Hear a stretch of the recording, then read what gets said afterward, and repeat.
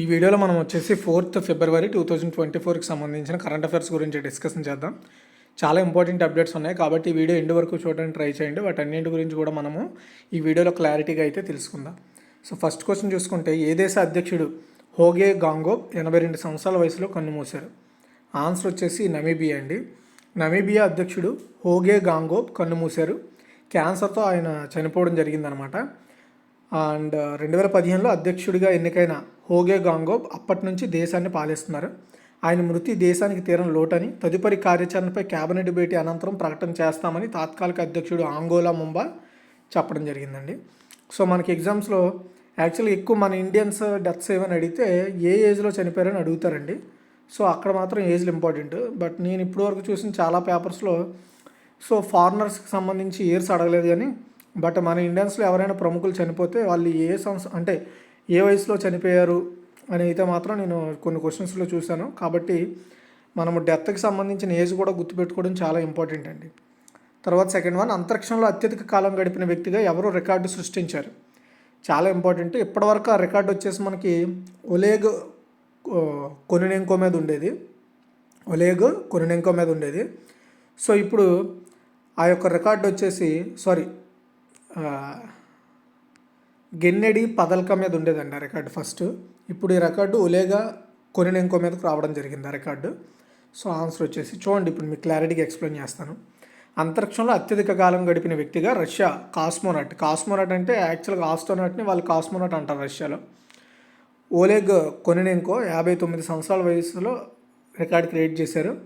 2008 నుంచి ఎప్పటిదాకా 5 సార్లు ఆయన అంతర్జాతీయ అంతరిక్ష కేంద్రానికి వెళ్ళొచ్చారు. ఫిబ్రవరి 4 నాటికి కొనినెంకో మొత్తంగా 878 రోజులు 12 గంటల పాటు అంతరిక్షంలో ఉన్నట్లయిందని రష్యా అంతరిక్ష పరిశోధన సంస్థ రాస్కోస్మస్ అయితే తెలిపింది. దీని పేరు గుర్తుపెట్టుకోండి, ఎందుకంటే చాలాసార్లు జతపరచండి అనే కాన్సెప్ట్లో అడగడం జరిగిందనమాట. రష్యా యొక్క అంతరిక్ష పరిశోధన సంస్థ ఏంటి, భారతదేశంది ఏంటి, జపాన్ది ఏంటి, అమెరికాది ఏంటి అని కొన్ని అడగడం జరిగింది. అందులో ఇది కూడా చాలా ఎగ్జామ్స్లో వచ్చింది, గుర్తుపెట్టుకోండి. ప్రస్తుతం ఐఎస్ఎస్లో ఉన్న ఆయన భూమికి తిరిగి వచ్చేసరికి 1000 రోజులు అంతరిక్షంలో గడిపినట్లు అవుద్ది. అంతరిక్షంలో అత్యధిక కాలం గడిపిన రికార్డు రష్యాకే చెందిన గెన్నెడీ పదల్కా మీద ఉంది. ఇప్పుడు అతని రికార్డుని నేను బ్రేక్ చేస్తానమాట, ఒలేగ్ కొనినెంకో. తర్వాత థర్డ్ వన్, యూసీసీ తుది ముసాయిదా ప్రతిని ఏ రాష్ట్ర మంత్రిమండలి ఆమోదించింది? ఓకే, సో ప్రతి అంటే రిపోర్ట్ అండి ఒక విధంగా చెప్పాలంటే. అయితే చూడండి, నేను ఆల్రెడీ రీసెంట్గానే చెప్పాను, ఐ థింక్ చెప్పి 2 days అవుతుంది. ఉత్తరాఖండ్ ఆన్సరు. అయితే ఏంటి అంటే నేను చెప్పింది రిపోర్ట్ని సబ్మిట్ చేశారు గవర్నమెంట్కి అని చెప్పాను, ఓకేనా. అయితే ఆ రిపోర్ట్కి అధ్యక్షుడిగా అంటే ఆ రిపోర్ట్కి హెడ్గా ఉన్న ఆ కమిటీకి హెడ్గా ఉన్న వ్యక్తి ఎవరో తెలిస్తే కామెంట్ చేయండి. నేను ఆల్రెడీ మొన్నే చెప్పాను. సో ఖచ్చితంగా అది క్వశ్చన్ వస్తుంది. ఇది వచ్చినా కూడా ఆశ్చర్యపోవాల్సిన అవసరం లేదు. యూసీసీ ఉమ్మడి పౌరస్మృతి అంటే అందరికీ ఒకే విధమైన చట్టం ఉండాలి అంతే. ఓకే, ఉత్తరాఖండ్ భాజపా ప్రభుత్వం కీలక ముందడుగు వేసింది. యూసీసీ తుది ముసాయిదా ప్రతిని ఆ రాష్ట్ర మంత్రిమండలి ఆమోదించింది. 4 రోజుల పాటు నెక్స్ట్ ఈ రోజు నుండే స్టార్ట్ అవుద్ది అనమాట. అసెంబ్లీ మీటింగ్స్లో దీన్ని ప్రవేశపెడతారు. అక్కడ కూడా ఆమోదం పొందితే స్వాతంత్ర అనంతరం యూసీసీ అమలు చేయడం తొలి స్టేట్ ఉత్తరాఖండ్ అవబోతుంది, గుర్తుపెట్టుకోండి. గోవాలో పోర్చుగీస్ పాలన నుంచి ఉమ్మడి పౌరస్మృతి ఉంది. 2022 అసెంబ్లీ ఎన్నికల సందర్భంగా భాజపా తన ఎన్నికల మేనిఫెస్టోలో యూసీసీని ప్రముఖంగా పేర్కొంది. నాకు తెలిసి ఖచ్చితంగా ఆమోదం అయితే పొందేద్దండి. ఓకే, ఎందుకంటే మెజారిటీ ఉంది, గవర్నమెంట్ ఫామ్ అయిందంటే దాని అర్థం మెజారిటీ ఎక్కడైతే ఉంటుందో అక్కడ. ఇంకేసి ఇది కోర్టు అది ఇది అని మరి వెళ్తే ఏమో ఆగొచ్చేమో, కానీ లేదంటే మాత్రం ఇది ఆమోదం పొంది అమలు అవ్వడం లేట్ అవ్వచ్చు. కానీ ఆమోదం పొందితే ఇది ఇంప్లిమెంటేషన్ చేయబోతున్న ఫస్ట్ స్టేట్ ఉత్తరాఖండ్ అవుద్దండి. ఓకే, అండ్ అధికారంలోకి రాగానే సీఎం పుష్కర్ సింగ్ ధామీ దీనిపై కమిటీ ఏర్పాటు చేశారండి.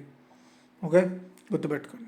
ఇది అమల్లోకి వస్తే రాష్ట్రంలో అన్ని మతాలకు ఒకే తరహా వివాహ, విడాకులు, భూమి, ఆస్తి, వారసత్వ చట్టాలు వర్తిస్తాయి. ఇప్పుడు ఒక్కొక్కరికి ఒక్కొక్క విధమైన చట్టాలు అమలవుతున్నాయి. ఇప్పుడు అలా కాదు, అందరికీ ఒకటే. ఇంకా తర్వాత ఫోర్త్ వన్, దేనిలో ప్రముఖుడు పద్మశ్రీ అవార్డు గ్రహీత సాధు మెహర్ 84 సంవత్సరాల వయసులో కన్నుమూశారు? ఆన్సర్ వచ్చేసి నటుడండి.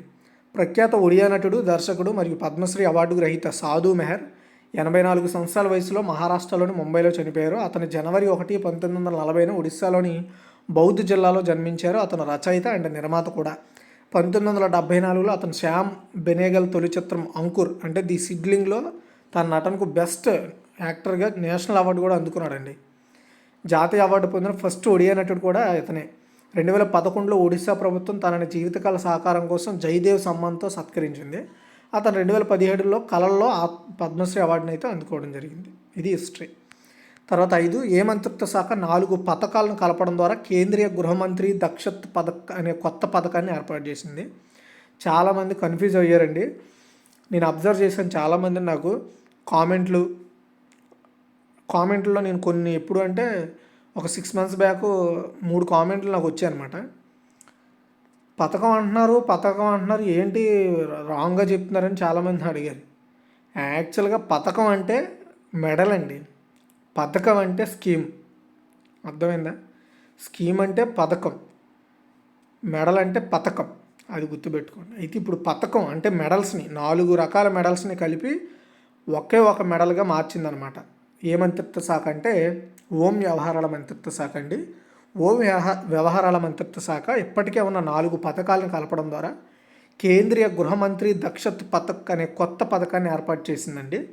ఈ పథకాన్ని ఉగ్రవాద నిరోధించడం, సరిహద్దుల్లో చర్యలు తీసుకోవడం, ఆయుధాలు నియంత్రించడం, ఇలాంటి వాటిల్లో కృషి చేస్తున్న రాష్ట్ర కేంద్రపాలిత ప్రాంతాలకు సంబంధించిన ప్రత్యేక దళాలు కావచ్చు, ప్రత్యేక వ్యక్తులకి ఈ అవార్డులు ఇస్తారనమాట.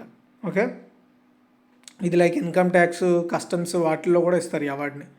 అయితే 4 అవార్డులు ఏంటంటే కేంద్ర హోంమంత్రి స్పెషల్ ఆపరేషన్ మెడల్, పరిశోధనలో అత్యుత్తమ ప్రతిభ కనబరిచిన కేంద్ర హోంమంత్రి పథకం, అసాధారణ అసూచన కుశలత పథకం అండ్ ఫారెన్సిక్ సైన్స్లో మెరిటోరియస్ సర్వీస్ కోసం ఈ పథకం ఇస్తున్నారు.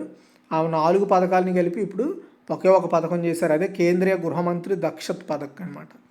తర్వాత ఓఎన్డీసీలో చేరిన మొదటి మెట్రో సర్వీస్గా ఏది మారింది? మెట్రో సంస్థ అని కూడా చెప్పచ్చు. ఆన్సర్ వచ్చేసి చెన్నై మెట్రో అండి. సో చెన్నై మెట్రో ఓఎన్డీసీలో చేరిన మొదటి మెట్రో సర్వీస్గా మారింది. చెన్నై మెట్రో రైల్ లిమిటెడ్, దీన్ని సిఎంఆర్ఎల్ అంటారు. ONDC full form open network for digital commerce. ఈ నెట్వర్క్లో టికెటింగ్ సర్వీసెస్కి సంబంధించి ఓఎన్డీసీలో చేరిన first Indian metro rail service ఈ Chennai metro rail limited. Chennai metro ప్రయాణికులు తమ ప్రయాణ టికెట్లను ఓఎన్డీసీ నెట్వర్క్లో Rapido, Namma Yatra and red bus వంటి కొనుగోలుదారుల అప్లికేషన్ల ద్వారా కొనుక్కోవచ్చు. ఎందుకంటే ఇప్పటికే ఓఎన్డీసీలో ఇవి ఉన్నాయి. యారీ సిఎంఆర్ఎల్ కోసం మొదటి విక్రేత వైపు సాంకేతిక భాగస్వామి అయ్యింది. యారీ అనే సంస్థ ఈ చెన్నై మెట్రో రైల్ లిమిటెడ్కి సంబంధించిన సాంకేతిక అంటే టెక్నికల్ పార్ట్నర్ అనమాట. ఓకే, మొత్తానికి ఏదైతే నేను ఓఎన్డీసీలో తన టికెటింగ్ సర్వీసెస్ని ప్రొవైడ్ చేసిన ఫస్ట్ మెట్రో సర్వీస్ మన ఇండియాలో. ఇంకా ఓఎన్డీసీ అంటే అందరికీ తెలిసిందే, డిజిటల్ కామర్స్ని అంటే డిజిటల్గా మనం ఏదైనా కొనుక్కోవాలనుకుంటే ONDC one of the platform. But అది అందరికీ ఇప్పుడు ప్రజెంట్ అందుబాటులో లేదు, మెల్లమెల్లగా అందుబాటులోకి తీసుకొస్తున్నారు. నెక్స్ట్ 7th వన్, ఏ రాష్ట్ర ప్రభుత్వము 80,114.80 హెక్టార్ల రిజర్వ్ ఫారెస్ట్లను తంథై పెరియార్ వన్యప్రాణుల అభయారణ్యంగా ప్రకటించింది. చాలా ఇంపార్టెంట్ ఇది, ఖచ్చితంగా ఫ్యూచర్లో మిమ్మల్ని అడిగే ఛాన్స్ ఉంటుంది ఎవరైతే ఫారెస్ట్ రిలేటెడ్ ఎగ్జామ్స్ అలాంటివి రాస్తున్నారో వాళ్ళకి. ఆన్సర్ వచ్చేసి తమిళనాడు అండి. తమిళనాడు గవర్నమెంట్ ఈరోడ్ జిల్లాలో ఉన్న బర్గూర్ హిల్స్లో 80,114.80 హెక్టార్ల రిజర్వ్ ఫారెస్ట్లను కలిపి, అంటే వేరు ఫారెస్ట్లను కలిపి తంతై పెరియార్ వన్యప్రాణుల అభయారణ్యంగా ప్రకటించిందనమాట. సో ఈ రక్షిత అడవుల విస్తీర్ణము నీలగిరి బయోస్పియర్ రిజర్వ్ను కావేరీ దక్షిణ వన్యప్రాణుల అభయారణ్యంతో కలుపుతుంది. ఆ రాష్ట్రంలో 18 వన్యప్రాణుల అభయారణ్యం మాట ఇది. ఈ ప్రాంతం సత్యమంగళం టైగర్ రిజర్వ్లో Male Mahadeshwara hills tiger reserve Kaveri వన్యప్రాణుల అభయారణ్యంతో అనుసంధానించే కారిడార్లో భాగం అనమాట. అండ్ ఈ అడవులు నీలగిరి వద్ద పశ్చిమ కనుమతో కలిసిపోవడంతో తూర్పు కనుమలతో ప్రముఖ స్థానాన్ని ఆక్రమించాయని చెప్పొచ్చు. రెండింటి పశ్చిమ కనుమలు, తూర్పు కనుమలు కలుస్తాయి, లైక్ కర్ణాటక, తమిళనాడు.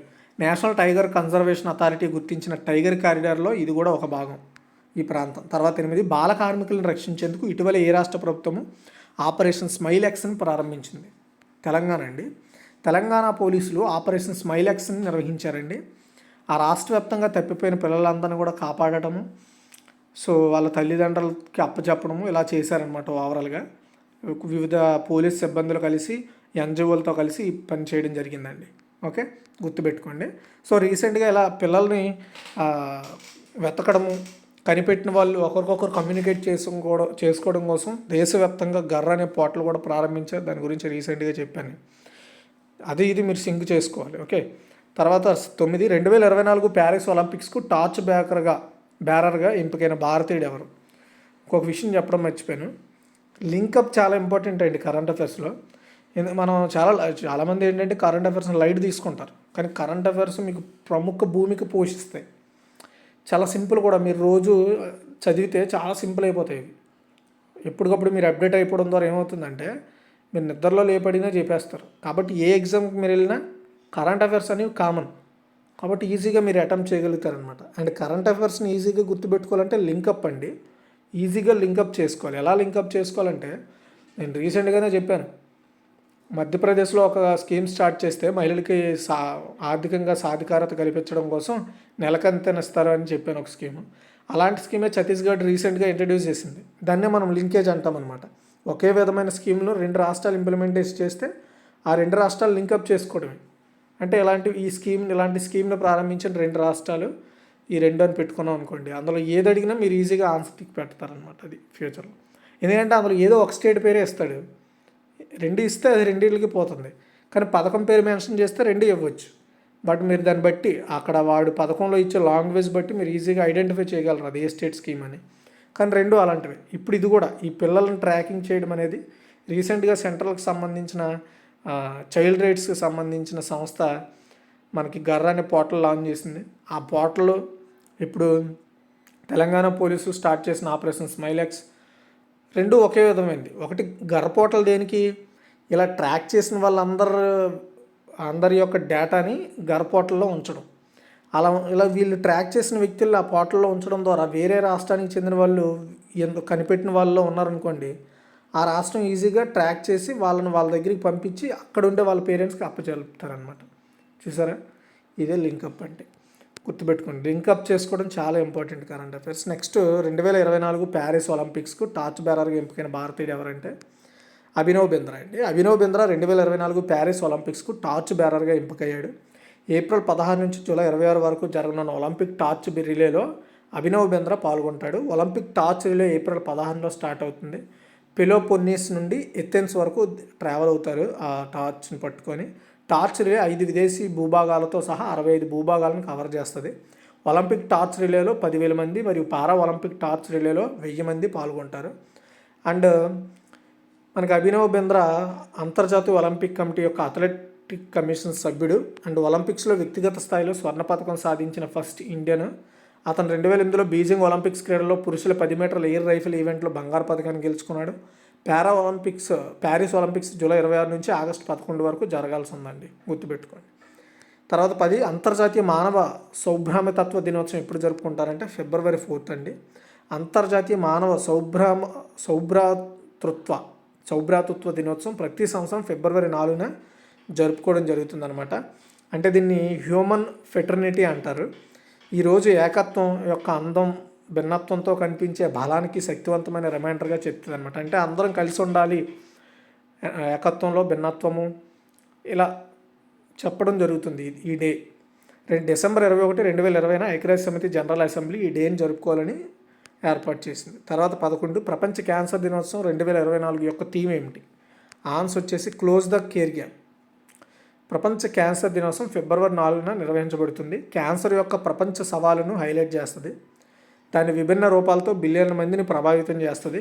ఈ సంవత్సరం థీమ్ ఏంటంటే క్లోజ్ ది కేర్ గ్యాప్. ప్రతి ఒక్కరూ క్యాన్సర్ కేర్కు యాక్సెస్ అర్హులు, సంరక్షణలో అసమానతలు నొక్కి చెబుతుంది, కలిసి అధికారంలో ఉన్నవారిని సవాల్ చేస్తాము అనేది ఈ థీములతో జరుపుకుంటాం.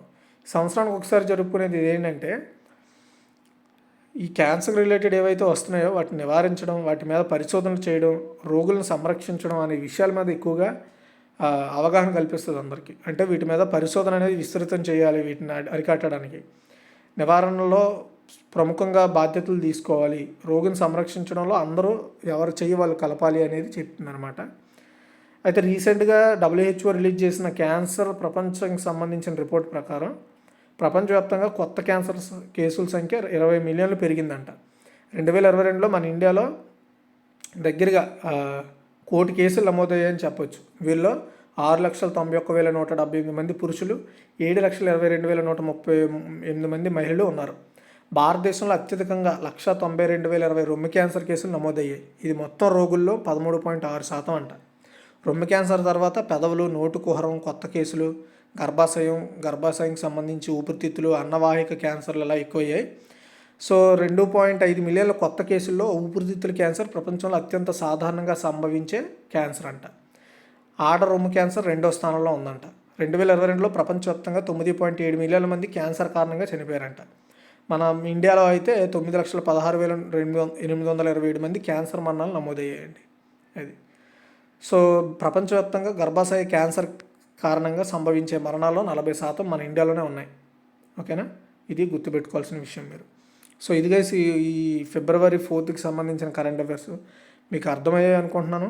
ఇందులో మనం చాలా ఇంపార్టెంట్ టాపిక్స్ని మనం తెలుసుకున్నాం. చాలామంది ఏంటంటే